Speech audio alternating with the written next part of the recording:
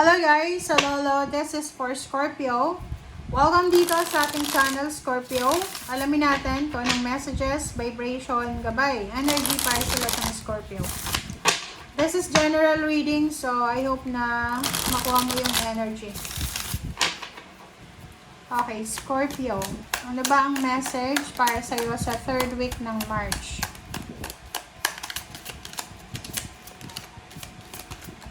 Oh, ang dami naman. Okay, Scorpio. First card mo dito is conflict, clash of egos, and fights. OMG. Nako, Scorpio. Nakakaloko. Bakit ganon? Scorpio, sinasabi ng baraha sa'yo dito na iwasan natin yung init ng ulo. Iwasan mo yung pakikipag-away. Iwasan mo yung pakikipag-diskusyon. Iwasan mo yung clash. Iwasan mo yung misunderstanding. Kailangan mong pag-isipan lahat ng mga decision making mo para hindi ka magsisi sa bandang huli. So, sinasabi ng baraha sa'yo dito, eto yung dalawang warning sa'yo, Scorpio, para sa linggong ito. Hindi ko alam kung sino ito na makakaaway mo or sino itong magiging sino ba yan? Okay, so tingnan mo dito. Sinasabi ng baraha sa'yo na para hindi ka daw magsisi sa bandang huli, pag-isipan mo lahat ng salita na bibitawan mo para makaiwas ka rin sa gulo. Kailangan mo rin na magpasensya. Kailangan mong yun, pag-isipan, mag-pray, mag-meditate, mag-contemplate tayo para hindi tayo makasakit ng kahit na sino. Alright, so next card natin is manifestation. So this is Magician. So sinasabi ng baraha, everything happens for a reason. May rason ang lahat. So wag mong masyadong seryosohin ang lahat-lahat ngayong linggong ito kasi may rason ang lahat. This is destiny. Parang ganon.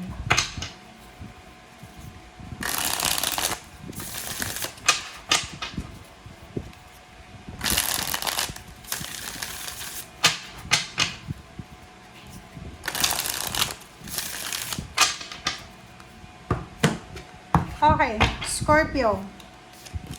First card natin is Queen of Wands. Judgment. Nako. Justice. Dalawang Magician. Okay, and Four of Swords. Nine of Wands. Okay, comment down below. Comment down below. Kung makikita mo dito, sa linggong ito, Scorpio, there's a Nine of Wands. Pwedeng pagod na pagod ka. Makakaramdam ka ng sobrang pagod. Pagod sa biyahe, pagod sa trabaho, pagod sa pagmamanage ng tahanan, or sa relationship, pagod ka rin sa pagbabudget. So, ngayon, ang nakikita ko sa'yo dito na yung expectation mo this week ay maybe nag-file ka ng leave, nagbabakasyon ka ngayon or magbabakasyon ka. So, since pagod ka, you're expecting na nasa Four of Swords ka. You're expecting na magpapahinga ka, magbabakasyon ka nga, diba? So, but the problem is, posibleng yun na nga, pwede kang magkaroon ng kaaway. Like, ganun yun eh. Like, pagod ka sa trabaho, tapos pagdating mo ng bahay, ang iingay ng mga tao sa bahay.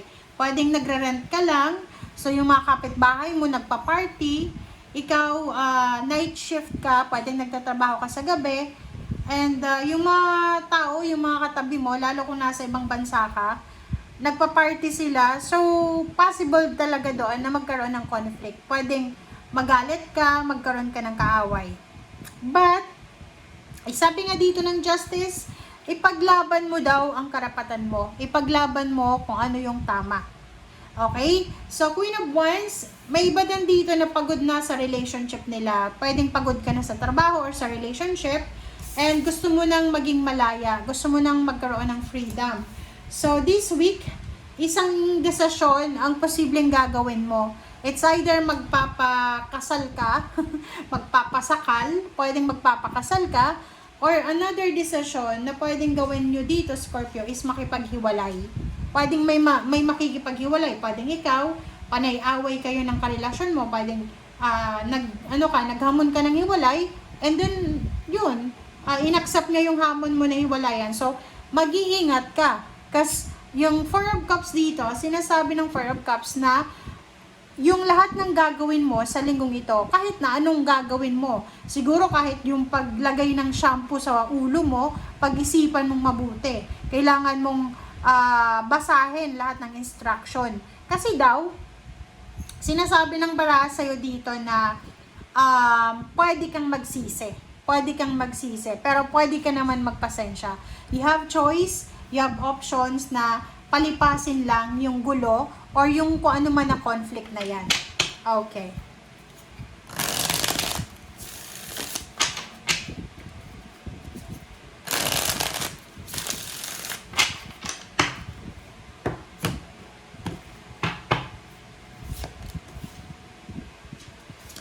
Okay, Queen of Wands.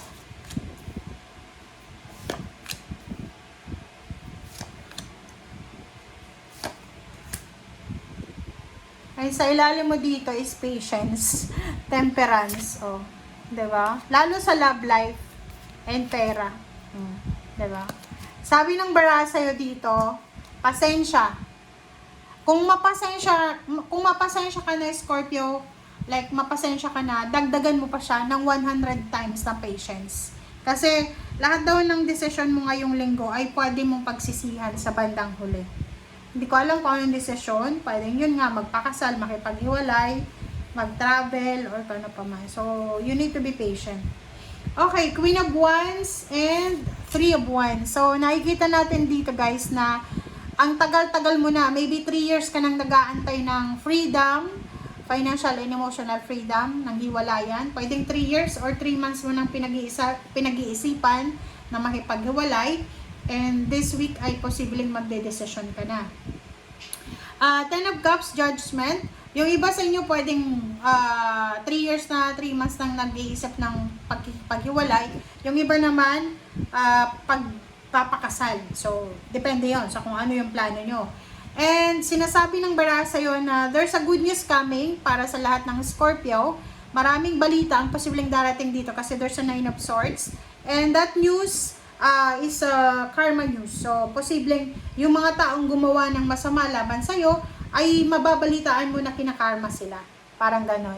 Another one is posibleng makatanggap ka, Scorpio, ng job offer, contract signing, ganon.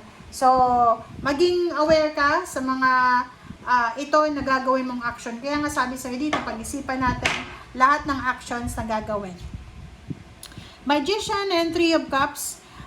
Isang napakabilis na relationship ang posibleng mag-blossom sa linggong ito.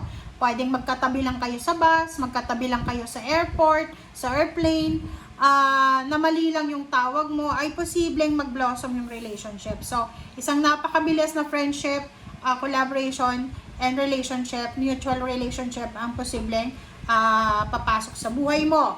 Another one is Nine of Pentacles and Four of Swords. Sinasabi ng baraha, isang financial success, financial dreams ang mamamanifest mo. So, wala kang masyadong problema. Ang problema mo sa linggong ito is yung emotion mo na kailangan mong kontrolin. Kasi yung pera mo, at peace yung pera eh. Like may hawak kang limpak-limpak na salapi or may hawak kang lump sum of money.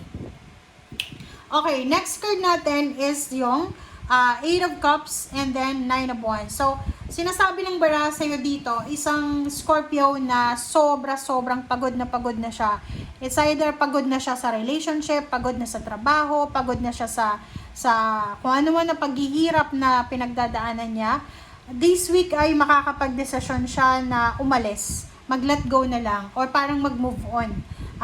Pwedeng yon related sa makikipaghiwalay, or yung iba magre-resign, or yung iba magbabakasyon ng mahabang buwan, or yung iba sa inyo dyan ay hahanapin yung tamang direksyon para sa inyo. So, tingnan mo dito, temperance. Sinasabi ng baraha sa'yo na kahit gaano ka kapagod ngayon, kahit gaano ka kapagod, you need to take a rest. Huwag kang gagawa ng decision, especially yung pagre-resign. Huwag kang magre-resign sa linggong ito. Huwag kang makikipag-iwalay sa linggong ito. Huwag kang magpapakasal. Be patient. Okay? Thank you guys. Bye!